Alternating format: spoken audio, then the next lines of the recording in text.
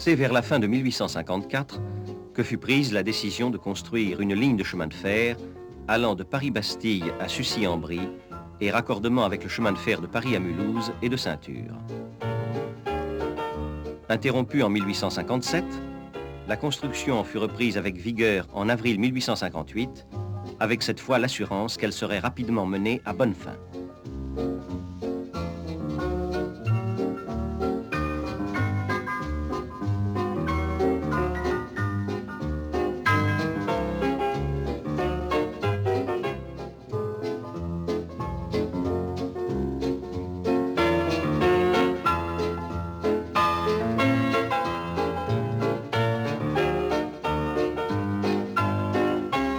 Dans le rapport du conseil d'administration du 29 avril 1858, on en trouve la confirmation. Le chemin de Vincennes peut donc désormais être continué sans empêchement. Achevé dans le cours de cet exercice, en même temps que s'exécutent les embellissements du bois de Vincennes, il offrira à cette portion de la ville qu'intéresse à un si haut degré la banlieue qui s'étend du quartier Saint-Antoine à Saint-Maur, un moyen de circulation impatiemment attendu.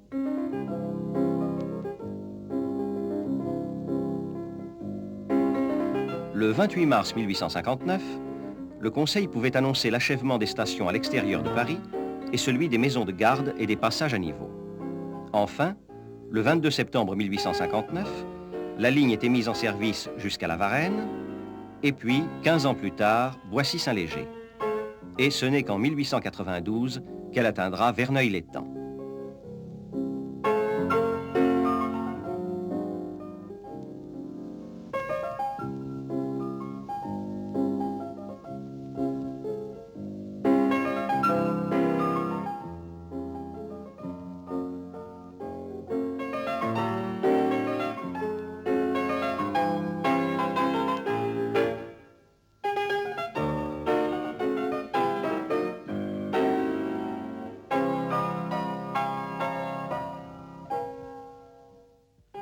Au début de l'exploitation, les voitures ne comportaient que des impériales ouvertes. C'est 20 ans plus tard que l'on vit apparaître les fameuses bidelles. Pourquoi bidelles? Tout simplement parce que les fenêtres des impériales étaient garnies avec 2 tringles de fer placées dans le sens transversal, de manière que l'on ne puisse passer la tête au dehors. Bidel étant à l'époque un dompteur renommé et en plein succès, les voyageurs ne furent pas longs à s'identifier à des fauves en cage. Mais il y avait déjà les guinguettes des bords de la Marne où l'on chantait en chœur les couplets d'Aristide Bruand.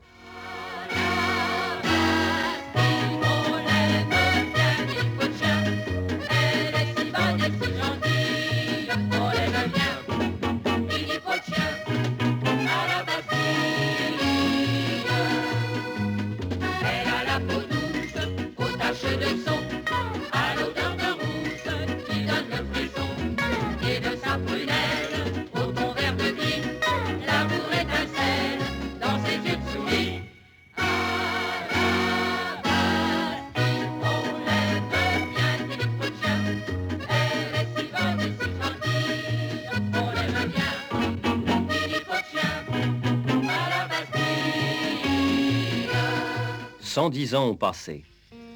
L'embarcadère des chemins de Vincennes est devenu la gare de la Bastille, bien connue des banlieusards du sud-est parisien. À bout de souffle, le vieux poste Saxby commande toujours aiguilles et signaux. Infatigable, les trains se succèdent parfois à 2 minutes. Malgré la concurrence de l'automobile, la desserte de cette banlieue a été fort honorablement assurée jusqu'au dernier jour entre Paris et Boissy-Saint-Léger, avec 44 circulations, dont 13 directes ou semi-directes.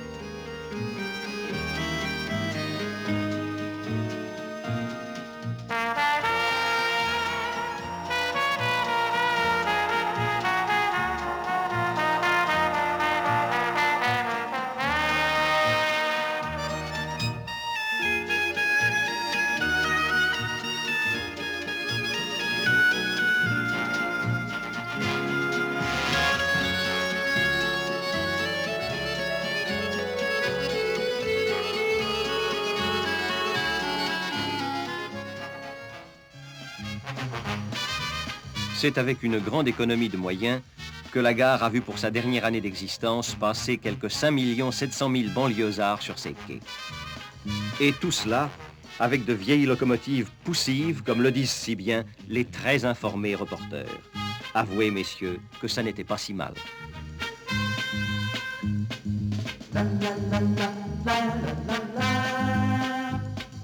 Il fut un temps où, les rames réversibles n'existant pas, un pont roulant était aménagé pour la translation des locomotives.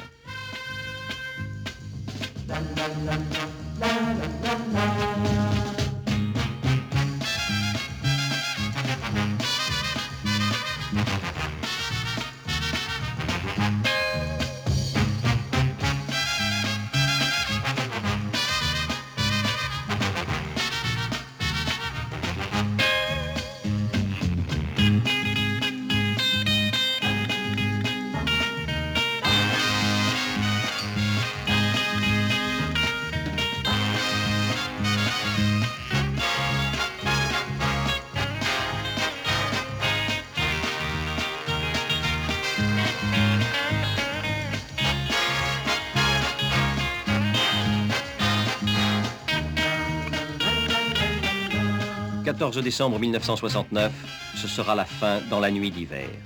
Pas de ministre, pas de discours, pas de fanfare.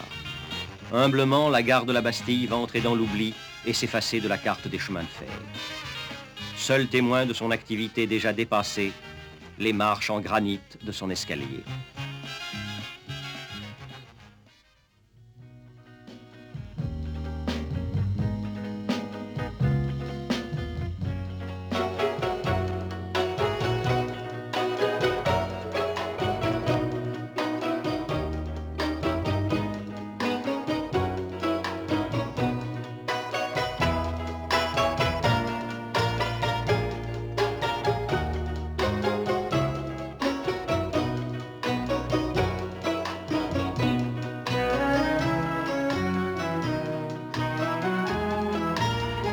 Dans un des derniers panaches de fumée, le vieux train fait place au plus moderne des transports parisiens, le réseau express régional.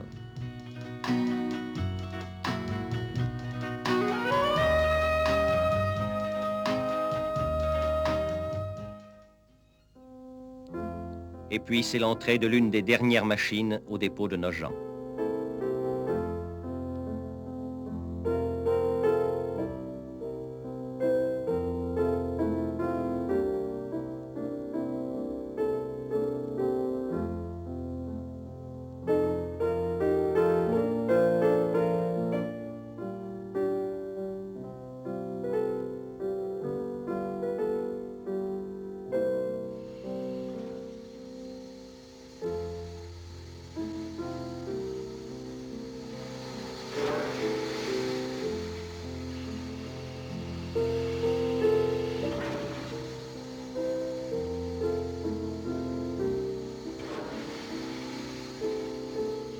Deux bâtiments vétustes, marqués par l'histoire, car ce sont ceux du premier dépôt de la Villette, construit en 1849. Le plus ancien dépôt de France va bientôt disparaître sous la pioche des démolisseurs. Lorsque le bulldozer l'aura écrasé, c'est une touchante image et un témoin essentiel de l'histoire des chemins de fer qui disparaîtront pour toujours.